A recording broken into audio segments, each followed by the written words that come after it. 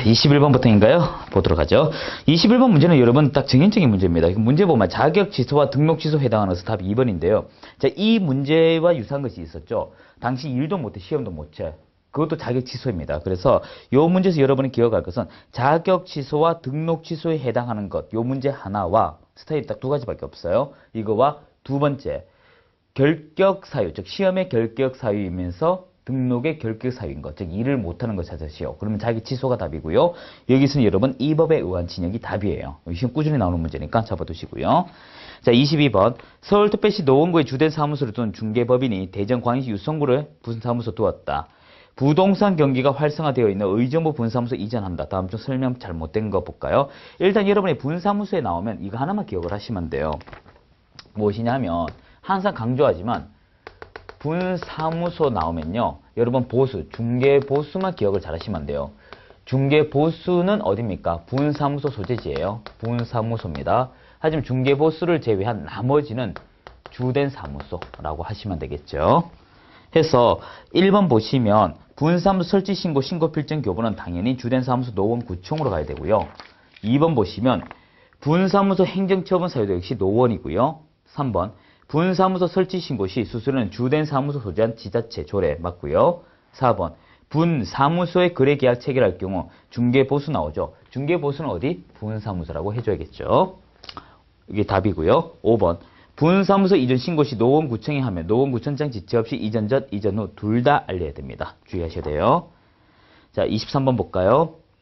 관습법상 법정지상권이다. 틀린 거 1번. 법정지상권은 당사자 계약에 의하지 않고 법률 규정. 그래서 법정지상권이라고 하죠. 2번. 법정지상권은 당사자 특약에 적용 배제 가능하고요. 3번. 물건으로서 효력에 의하여 이를 취득할 당시의 토지 소유자나 기타 제3자 대하여도 등기 없이 대항 가능하며 4번. 법정지상권은 독립된 법률상 물건으로 건물 소유자가 건물과 법정지상권 중 어느 하나만 처분 가능. 즉 토지와 건물 자기 임의적으로 가능하다. 이걸 얘기합니다. 둘 다 주장 가능하고요. 자, 마지막 문제. 독립한 건물로 볼 수 없는 단순한 지상구조물. 이건 인정될 수 없습니다. 그 23번에서 이걸 기억하셔야 돼요. 가끔가다 문제가 단순한 지상구조물이 어떤 것입니까? 라고 지문이 나오면 이것만 기억하시면 안 돼요. 그것을 분리하는데 시간이 상당히 적거나 비용이 적다. 그러면 이것은 이 정착성이 약하기 때문에 독립된 물건으로 취급하지 않습니다. 5번이 답이고. 자, 24번. 조사 확인할 사항이다. 가장 타당하지 않은 것, 틀린 거 찾아라. 이 말이죠. 매도 의뢰인 또는 임대인이 수도, 전기, 가스, 소방, 열 공급 설비 등 자료 요구할 수 있다라고 하는데, 일단 여러분이 1번에서 지문을 기억할 것은 내외부 시설물처럼 이게 주장할 수 있는 것, 요구할 수 있는 것, 이런 것을 세부적 사항이라고 합니다. 이 세부적 사항에서 주거용이 가장 많이 나오는데요. 여러분 주거용이면 확인 설명서 로마 숫자 1에 해당하죠. 이때 그 내용을 더하게 되면 미공시사항, 그리고 내외부 시설물, 그리고 벽면 도배, 그리고 이제 환경 조건이 있죠. 여기서 여러분 주의할 건 이것입니다. 이 환경 조건은 우리가 1조, 소음, 진동, 세 가지입니다. 1조량, 소음, 진동 해서 1소진이라고 기억하시면 되고요. 이 환경 조건은 토지 없습니다. 토지는 혐오시설 개념으로서 혐오시설 개념이 들어가는데 여기는 없어요. 환경 조건밖에 없습니다. 이게 무슨 말이냐면 이거에 하나 기록해 두세요. 혐오시설, 비손해시설이라고 해야겠죠. 여러분 책대로 하자면 이 비손해시설은 주거와 주거용과 토지 같이 들어오고요. 좀 날려 쓸게요. 그리고 환경 조건은 이 주거용에만 있다. 토지 없다. 요 얘기 강조하고 있습니다. 시험에 꾸준히 나오니까 꼭 기억을 해 주셔야 되고요. 자, 이제 2번 지문인가요? 지적도에 통하여 토지 경계, 지형, 지목, 소재지 지세 등 확인할 수 있다 했는데 여기서 여러분이 기억할 게 몇 가지가 있죠. 지세는 할 수가 없습니다. 문제가 우리가 나오는 게 지형과 지세 문제가 꾸준히 나오는데요. 이 토지 형상을 지형이라고 합니다. 이거는 지적도와 여러분 이 현장 가거나 둘 다 가능합니다. 하지만 문제는 지세는 토지 기울기이기 때문에 현장으로 가야 돼요. 이게 답이네요. 3번. 토지 이용 계획 확인서 통하여 공법상 이용제 및 거래 규제하는데 3번에서 더 보충하자면 이 토지 이용 계획 확인서입니다. 이 토지 이용 계획 확인서의 경우 여러분 세 가지를 기억을 하셔야 돼요. 첫 번째 기억할 것은 어떤 사업적 요소는 나오지가 않는다 하는 거 기억하시고요. 구체적인 내용이 아니라 계략적인 내용만 나온다 하는 거 기억하시고요. 그리고 여러분이 여기서 군사적 목적 같은 경우는 나오기가 어렵다 하는 것도 기억을 해줘야 됩니다. 네 번째, 등기부 등본. 지금 그 등기정부 사항이라고 등기사항 정부증명서 명칭이 바뀌었죠. 이 명칭이 그대로 나오거나 아니면 지금처럼 등기부 등본 나오거나 그거는 여러분 선택에 따라 가주시면 돼요. 문제가 어떤 스타일로 나올지는 알 수는 없습니다. 자, 이것은 권리관계 맞고요. 다섯 번째, 현장조사 미공시 중심인 거 맞습니다. 그래서 답이 2번이고 자, 25번 과태료 금액에 관한 것이다 라고 돼 있죠. 자, 다른 거 한번 볼까요? 이 문제 같은 경우 여러분 쉽네요. 25번 문제는 답이 일단 5번인데 이걸 이렇게 한번 풀어보세요. 여러분 일단 과태료 규정이 종류가 몇 가지가 있습니까? 500만원짜리가 있고 100만원짜리가 있죠. 최소한 여러분이 기억할 건 100짜리는 꼭 기억을 해 주셔야 됩니다. 그리고 500에 대해서 두 가지를 기억을 하셔야 돼요. 확인 설명을 제대로 이행하지 아니하면 500만원 이하 과태료죠. 등록관청이. 연수교육을 듣지 아니하면 시도지사로부터 또 500을 듣습니다. 받습니다. 해서 연수교육 받지 않은 거와 확인 설명 이행을 제대로 하지 않은 것 두 가지 꼭 기억하고요. 시험은 100만원 위주로 나오기 때문에 여러분이 외워주셔야 돼요. 개명 이후에 보자 등. 예.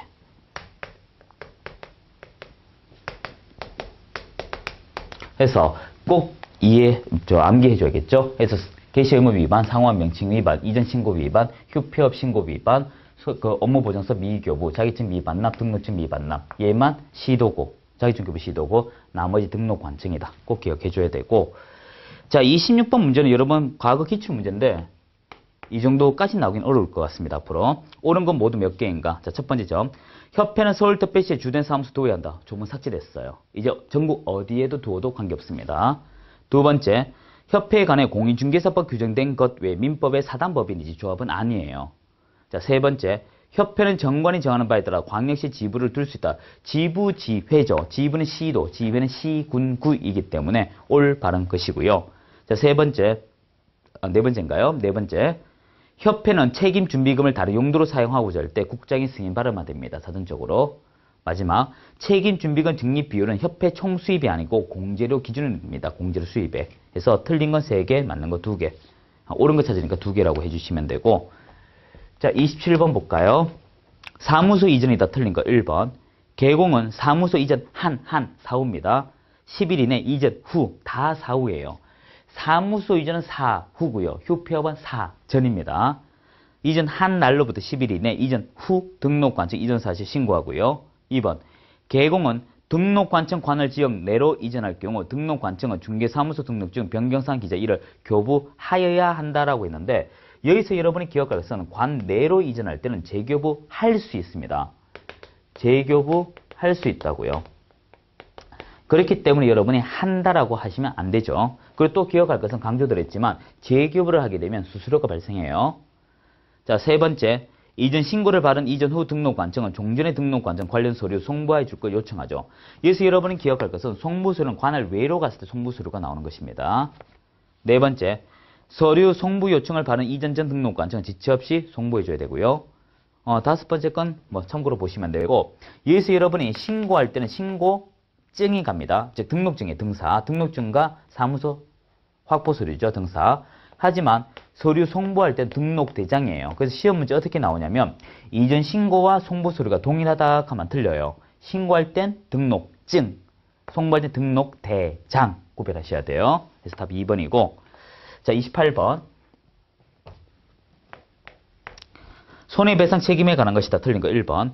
개업 공인중개사는 등록증을 교부받기 위해서 업무보전 설정 신고해야 되죠. 인장 등록하고는 관계가 없습니다. 2번. 개공은 업무보전 설정 금액 차이가 있으나 업무보전 설정 방법 차이가 없다. 업무보전 설정은 세 가지 중에 하나 하면 되고요. 금액은 개인은 1억, 법인은 2억이죠. 주된 사무소에 추가 1억 하는 분사무소도 있습니다. 이게 금액만 다를 뿐이지 공제나 공탁이나 보증보험이나 내용은 동일합니다. 자, 3번 지문. 업무 보정을 변경하고자 하는 자는 이미 설정한 보정의 효력 만료일이 도래 아니에요. 만료되기 전에 해야겠죠. 연속성 때문에. 3번 틀렸고 4번. 모든 개공은 업무 개시 전까지 중개 업무에 대한 손해배상 책임 보장하기 위해 업무 보장 설정하죠. 여러분 시험 칠 때 이 모든이라고 하는 키워드가 나오는 곳이 두 군데 내지 세 군데를 기억해 주시면 돼요. 세 개 정도 기억하면 문제 풀이가 쉽습니다. 모든 개공, 즉 여러분이 기억할 때 이때 개공이라고 하는 주체가 특수법인까지 포함한 모든 특수법인도 내포합니다. 또는 앞서 얘기했지만 중개인도 마찬가지예요. 이 두 가지는 아니다는 식으로 잘 나옵니다. 다 포함해요. 그러니까 모든이다, 모든. 즉 사무소입니다. 여기 적어야겠죠. 그래서 모든은 개공이라고 하는 것도 있고요. 특수법인도 포함되고요. 그리고 중개인도 포함됩니다. 중개인.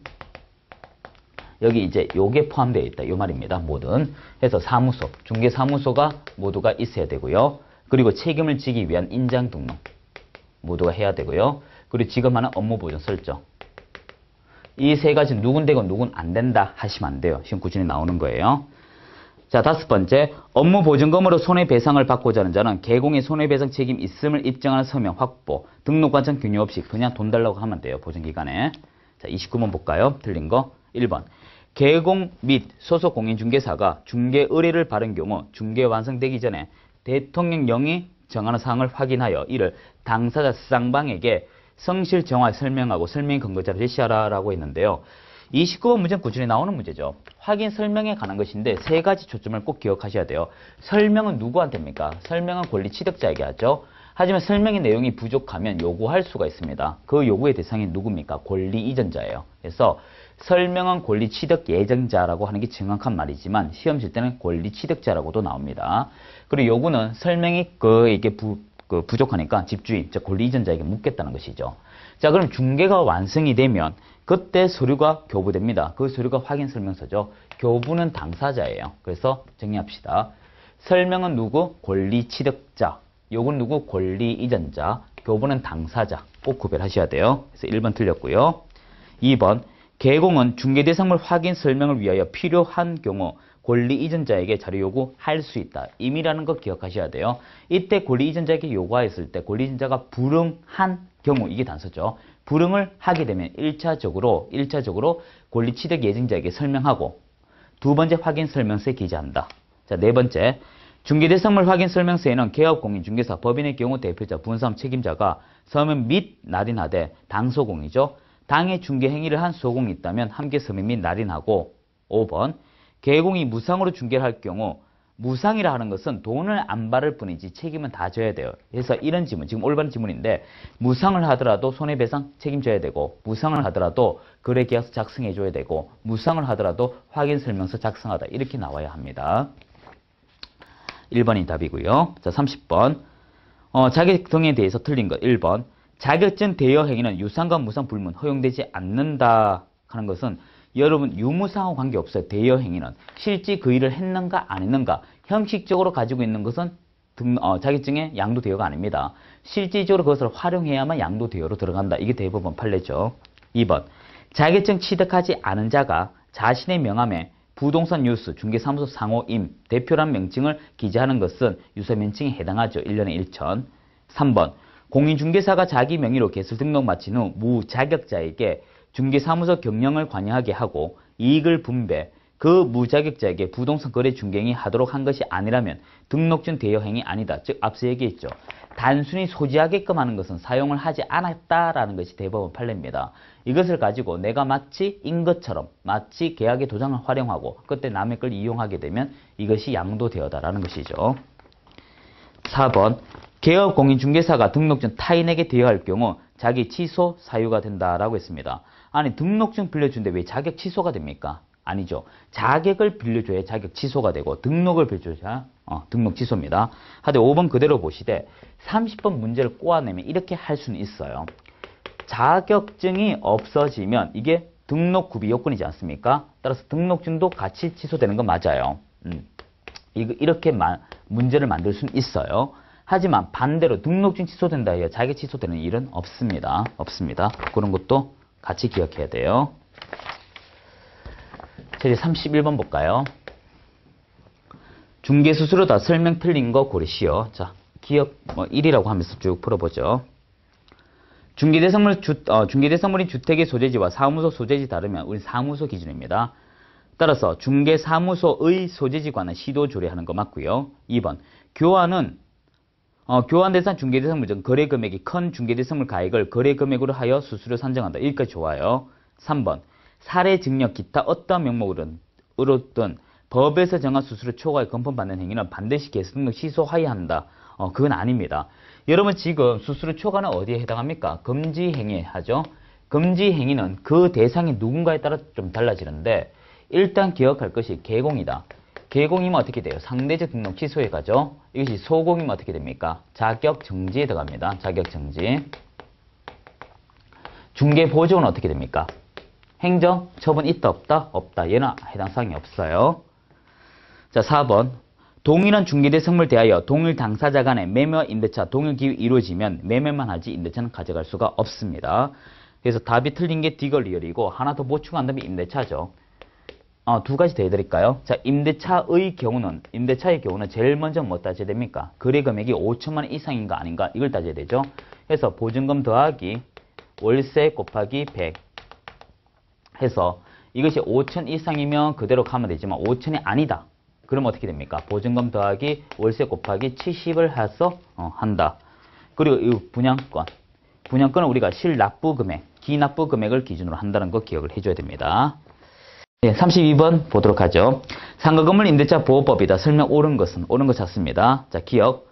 임차인의 계약 갱신 요구권은 최초의 임대차 기간 포함한 전체 임대차 기간 3년을 초과하지 않는다 했는데 최초 기간 포함해서 5년입니다. 5년. 그래서 3년 깨서 틀렸고요. 2번.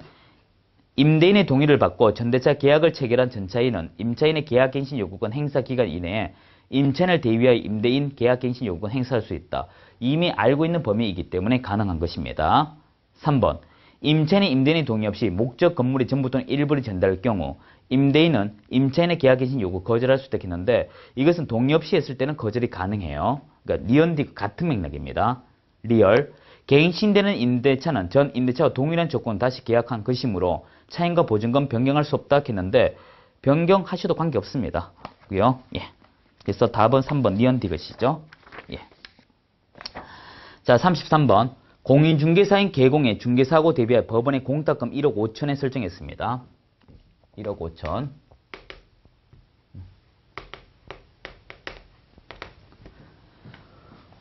중개사고 8천. 그러면 7천 남나요? 7천이죠. 자, 그러면 문제가 개인이기 때문에 1억을 채워야 되지 않습니까? 1억을 채우기 위해서는 얼마 필요하다? 3천. 여기서 이걸 생각하시면 안 돼요. 원래 금액이 1억 5천으로 만드는 것이 아니고 이 법에 의해서는 1억만 맞추면 되거든요. 그래서 3천입니다. 답 2번이고. 자, 34번. 행정처분에 대한 것이다. 틀린 거 1번. 개공은 폐업신고 후 등록 관청을 달리하여 다시 중개사무소 개수등록한 때에는 폐업신고 전에 개공 지위 승계한다. 옳은 얘기 없죠. 이것은 문제 그대로가 너가 잘못을 했으니까 가지고 온다. 그 말을 하고 있습니다. 2번. 이건 좀 정리하는 게 낫겠네요. 34번. 이렇게 보는 것보다. 일단 승계 문제는 여러분 한 번만 더 판사하도록 합시다. 우리가 고의적인 폐업을 깔고 들어가는 거예요. 폐업. 악의적이죠. 이 폐업을 하고 하면 그 다음 뭐 해야 돼요? 개설 등록을 해야 됩니다. 이 등록을 하는데 이 등록을 안 받아줘요. 그동안 고통스럽게 지내봐라 이거죠. 그러면 그 기간을 초과하게 되면 이 기간을 적히는 기간을 초과하게 되면 이때 재등록을 수용해 주겠다라는 것이죠. 이때 여러분 그 사유가 업무정지라고 하면 항상 처분일을 기준으로 한다는 거 기억을 하셔야 돼요. 처분일을 기준으로 1년 동안 할 수 없지만 1년 초과되면 가능하고요. 두 번째 등록 취소입니다. 등록 취소는 처분일로부터 3년이죠. 3년 초과되면 가능하죠. 이때 여러분 유의할 것은 이 등록 취소 속에는 폐업 기간이 포함되어 있다는 거 기억을 하셔야 돼요. 폐업 기간. 묶어서 3년이죠. 그리고 세 번째 과태료입니다. 과태료. 이때 과태료 부분에도 처분일로부터 1년인데 이거는 초과란 개념이 없어요. 하다 여기서 유의할 것은 뭐냐 하면 업무정지와 과태료 1년이 지나면 가능하다 하면 안 돼요. 얘가 들어가 있어서 1년까지 못한다가 답이지 1년 지나면 가능하다 하면 얘 때문에 틀려요. 두 번째 이야기는 업무정지와 등록취소는 행정처분이에요. 행정처분은 1년이다. 행정처분은 3년이다. 이런 말이 나오면 안 됩니다. 세 번째, 사유일이 아니고 처분일을 기준으로 해요. 그래서 이거는 통상 시험 문제에서 3개 내지 4개를 만들어내는 유행이니까 꼭 기억하시고, 특히 업무 정지 같은 경우는 사유일로부터 3년 지나면 소멸시효 들어간다는 것도 기억을 해줘야 돼요. 그래서 답 5번 바로 봐요. 등록 취소 업무 정지 사유 발생일로부터 3년 경과, 이런 식으로 문제 나온다고요. 처분일이고 그리고 1년 3년인데 꾸준히 나오는 문제니까 기억해야 돼요. 자, 35번. 공인중개사 법령상 개공의 업무 정지 사유이면서 동시에 중개인이 한 소공인 자격정지 사유 서식이 가는 것밖에 없습니다. 답 4번이죠. 여러분, 우리가 서식 제재는 이렇게 기억을 하시면 안 돼요. 일단 개공이 잘못하면 등록 관청이 혼을 냅니다. 자, 혼내는데 이때 그 사유가 크게 두 가지가 있어요. 상대적 등록 취소로 가는 게 있습니다. 근데 상지를 안 바르면 어디로 가요? 업무 정지로 가죠. 업무 정지. 이런 모델이 하나가 있습니다. 자, 어떤 것인지 볼까요? 일단 상치 내용은 두 가지죠. 여러분이 거래 계약서를 거짓으로 작성하거나 이중을 작성했을 때 정속 중개에서 공개할 것을 미공개를 공개하게 되면 이 두 가지는 어떻게? 상대적 등록 취소갑니다. 안 바르면 어떻게? 업무 정지예요. 이 두 가지 제외한 나머지도 자동으로 업무 정지예요. 서식을 교부하지 아니하거나 법정 서식을 사용하지 아니하거나 등록된 인증을 사용하지 아니하거나 이런 기타 등의 이야기, 보관을 하지 않거나 전부 다 이쪽이고요. 그리고 소속 공인중개사가 서식에 있어서 잘못하게 되면 자격증 교부 시도지사가 자격 정지를 합니다. 이때 자격 정지할 때도 위에 거와 마찬가지로 서식을 교부하지 않거나, 서식을 작성하지 않거나, 등록된 인증을 사용하지 않거나 이런 케이스로 가죠. 하여튼 동일하게 두드리 맞는 거죠. 업무 정지와 자격 정지 요 같이 얘기 나오면 서식이 가장 대표적이고요. 여러분이 이런 것도 있습니다. 이 문제도 하나 보충해 두세요. 보충할 것이 뭐냐 하면 개공은 상대적 등록 취소이고요. 모의고사 문제 낼 때 가끔씩 내는 문제들인데요. 강사들이. 그리고 소공은 자격 정지. 이렇게 문제 나올 때가 있어요. 그러면 위에 있는 요 두 가지를 내는 것이 아니고 그때는 통상 금지 행위를 가지고 문제 냅니다. 금지 행위는 개공 상치, 소공 자격 정지지 않습니까? 요 문제를 가지고 사례화 많이 시켜요. 요렇게 내느냐, 요렇게 내느냐에 따라 사례가 조금 달라질 뿐이에요. 답 4번이고. 자, 36 볼까요? 법원 경매와 항구자산관리공사 공매다. 옳지 않은 거 고르시오. 자, 볼까요? 1번. 법원 경매의 경우 매수 신청이 없을 경우 최저 매가 2, 30이다 라고 나오죠. 일단 36에서 기억할 것은 이것입니다. 법원은요, 법원 경매. 이게 시험이 20, 30%라고 해서 그러지 실제 민사 집행법원 경매가 과하게 이면 상당한 금액에서 툭툭 까버립니다. 자, 일단 법원은요, 이렇습니다. 여러분 처음에 100이고요. 한번 까면 80이고요. 80이고 여기서 또 까서 어떻게 64 이런 식으로 내려오는데 이 집달 간의 자기 수수료 한 150 정도 바를 때까지 떨어지는 게 관행입니다. 자, 이제 이거 법원에서 한 게 경매죠. 경매. 공매의 경우는 통상 100이고요. 100이고 세 번째부터 90, 80 이렇게 떨어집니다. 자, 두 번째. 압류 부동산 공매의 경우 잔금을 분할 납부가 한다 했는데 여기서 압류는 경매처럼 취급하기 때문에 일시불로 다 들어가야 됩니다. 하지만 비업무용 부동산이라고 하면 이 분할이 가능해요. 2번 틀렸고 3번. 자산관리공사 비업무용 부동산 경우 권리분석 부담이 있었다. 이론상입니다. 이론상.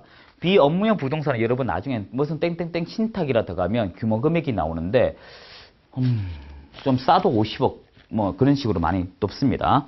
자, 네 번째. 자산관리공사 비업무용 부동산 공매의 경우 3회 이상 유찰되면 토지거래 허가 풀어주고요. 마지막으로 농지는 둘 다 농지증 있어야 됩니다. 그래서 답 2번이고. 자, 37.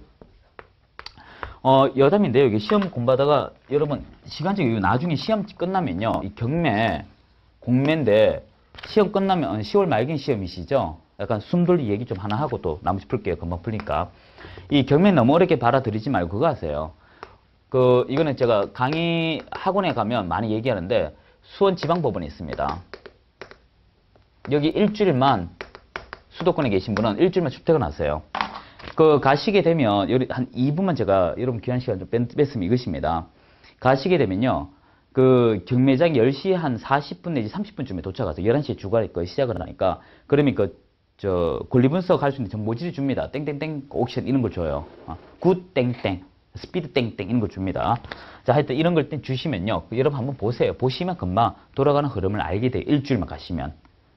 일주일만 가면 듣는 기가 열립니다. 그래서 수원지방법원이 전국의 경매 물량이 제일 많아요. 경기도 물량 다 들어오기 때문에 그래서 하면 개념은 익힙니다. 그리고 나서 어딜 가냐 하면 여러분 그 법률구조공단이라고 들어보셨죠? 김천에 있죠? 김천 구미 사이에 있네요. 법률구조공단의 그 공단을 가는 얘기 아닙니다. 웹페이지입니다. 웹페이지. 또 그 KTX 타고 내려가고 이러지 말고 공단 그 홈페이지에 가면 사례에 가시면요. 사례에 가면 이 경매 사례가 있습니다. 가장 풍부해요. 가장 풍부합니다. 그리고 나서 한 건 정도는 주변에 실지 경매를 참석하면서 할 수 있는지 주인 찾아보면 있을 거예요. 한 건만 보시게 되면 흐름을 자연스럽게 알게 돼요. 보통 주택 경매 배우는데 2주이면 충분해요. 2주. 이 정도만 하면 조금만 시간 들이면 가능합니다. 오피스텔 같은 거. 경매가 그렇지 어렵지 않아요. 예. 자, 다시 37로 갑시다. 37. 다음은 기업 공인중개사가 중개될 선물에 대한 확인 설명 사항 중 현장 조사 통해서만 가능한 것. 자, 하나씩 보면서 합시다. 1번 건축연도는 건축물 대장 보면 알 수 있죠. 틀렸고요. 2번 지목은 당연히 대장 보면 알 수 있고 3번 분묘기지권, 법정 지상권, 지세, 건물의 방향, 입지 조건, 환경 이게 답이죠. 4번 도로사항은 여러분 각종의 서류 보면 알 수 있죠. 그럼 무허가 건물은 나오지 않겠지만 무허가 건물도 요즘에 나옵니다. 실은. 공원구역은 뭐 공법 서류 보면 알 수 있고 5번 면적 당연히 공적 서류죠. 답 3번이고요. 자, 38. 중개법인의 부은사무소 설치 신고 및 매수 신청 대리 업무하고자 한다. 추가 설정할 업무 보전 금액은 얼마인가? 간단해요. 일단 문제에서 여러분 주의할 것은 중개법인입니다. 중개법인. 중개법인은 중개도 할 수도 있고 매수 신청 대리도 할 수 있어요. 근데 중개법인의 무엇입니까? 부은사무소죠. 부은사무소는 금액은 똑같아요. 중개수도 1억이고요. 매수 신청 대리도 1억이에요. 금액이 똑같다고요. 만약에 이것이 개인인 개공입니다. 중에 자격증을 보유한 사람이라면 둘 다 할 수 있지만 자격증이 없는 과거 기득권에 의한 부칙제 6조 2항의 중개인의 경우는 어떻게 됩니까? 매수 신청 대리는 할 수가 없어요. 그래서 답 2억이고 자 39번 부동산 거래 제한 중 토지 거래 허가 대상인 토지에 대한 설명이다. 틀린 겁니다. 틀린 거 1번 토지 거래 허가 받더라도 농지증 바른 것으로 보죠. 바르면 그 농지증도 안 바라도 되고 검인 안 바라도 됩니다. 그게 1번 2번이고 3번 토지 거래 허가 받아도 부동산 거래 신고는 해야 되겠죠. 네 번째 경매는 경매에 의하여 토지 취득할 때 허가 받은 것으로 본다. 공매에 의하면 토지 취득한 것으로 본다. 5번이 틀렸네요. 이게 무슨 말이냐 하면 우리가 배우는 게 공매가 종류가 세 가지예요. 세 가지가 있는데 이 비업무용 부동산 그리고 유입부동산, 압류부동산 이렇게 우리 시험은 세 가지인데 요 두 가지의 경우는요. 3회 유찰이 되어야 어떻게? 토지거래 허가를 풀어줍니다. 하지만 압류부동산은요. 처음부터 풀어줘 버려요. 왜냐하면 이 압류부동산은 문의는 공매인데 이 성격은 경매예요. 그리고 이왕 경매 얘기 나와서 하지만 이 압류부동산은 함부로 뛰어들면 안 돼요. 이 국세 개념이기 때문에 여러분 똑박습니다. 잘못하면. 그래서 이 공매는 경매 경력 한 3, 4년 되는 사람들도 잘 안 뛰어듭니다. 잘못하면 이게 독박 쓰는 일이 많아요. 전문 분들이 하는 겁니다. 자, 40번. 다음의 경우 장사 등에 관한 법률이다. 연결 잘못된 건 문제인데 일단 4번이 잘못됐다고 나오네요. 여러분 이 문제는 외워주시는 게 중요합니다. 일단 기억할 때 뭘 기억하시냐 하면 일단 개인 묘지, 가족, 종중, 그리고 법인이죠. 여기서 개인은 다 30이라는 숫자가 나와요. 그래서 설치 면적과 점유 면적부터 할까요? 외우는 순서. 설치 면적이 있다면 30, 요거 세 가지입니다. 10, 합장이면 15, 설치 면적은 30, 100, 1000, 10만. 이걸 놓고 보면 답 금방 찾을 수가 있다는 것입니다. 자, 여기까지 지금 반복성 없는 문제가 계속 나오니까 다 풀어야 돼요, 여러분. 다 풀어야 됩니다. 자, 이제 남아있는 한강. 다음 시간에 뵙도록 하죠. 수고하셨습니다.